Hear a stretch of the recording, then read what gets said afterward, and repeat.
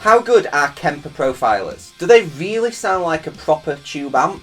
Well, let's find out with a direct comparison. If you're a guitarist, then you will be familiar with the Kemper Profiler, and if you're not and you've been living under a rock since 2012, then you need to get acquainted. I've always been a bit of a purist when it comes to guitars and guitar tone, and although virtual amp plugins have come on leaps and bounds since their incarnation, a real tube amp was just better. In every way. It sounded better and it just responded better to your playing. However, right now I am all in with Kemper, and I even profiled one of my beloved amps, a limited edition Vox AC15. So let's do a direct comparison between the real amp and the Kemper Profile. Now, these profiles were made a couple of years ago and they're available through my website. So if you are a Kemper user and you like what you hear, the link is in the description below, you can go and grab them. And obviously, mic placement can have a pretty huge impact on the tone, so we're going to have to match that up as close as possible. The profiles were made with the EQ on the amp flat, so that's how we've got it set, and we're using the same recording chain, which is a Shure SM57 through a Neve 1073 preamp. So let's listen to some guitar tones. We'll go for clean, crunch and cranked.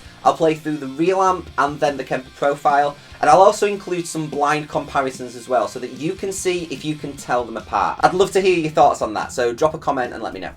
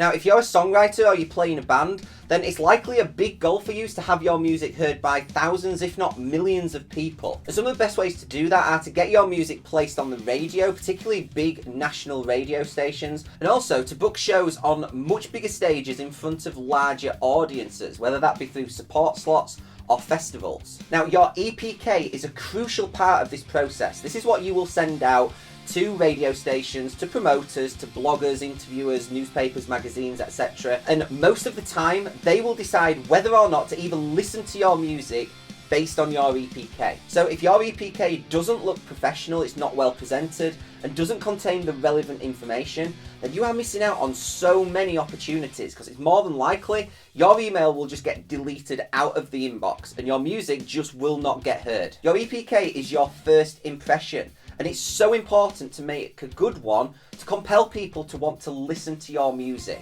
Even if they only listen to 20 or 30 seconds, you have now got your foot in the door. At that point, it's up to your music to do the talking. However, your EPK is crucial in order to get you to that point. Now, to help with this, I've created a template that you can use that will get you a professionally designed EPK that is really well presented and crucially contains all of the relevant information that any radio stations, bloggers, promoters, etc. need to be able to make a decision whether to feature you or book you. And best of all, it's completely free to use and super quick and easy. You can have your EPK ready to go within minutes. The link is in the description below, go and check it out.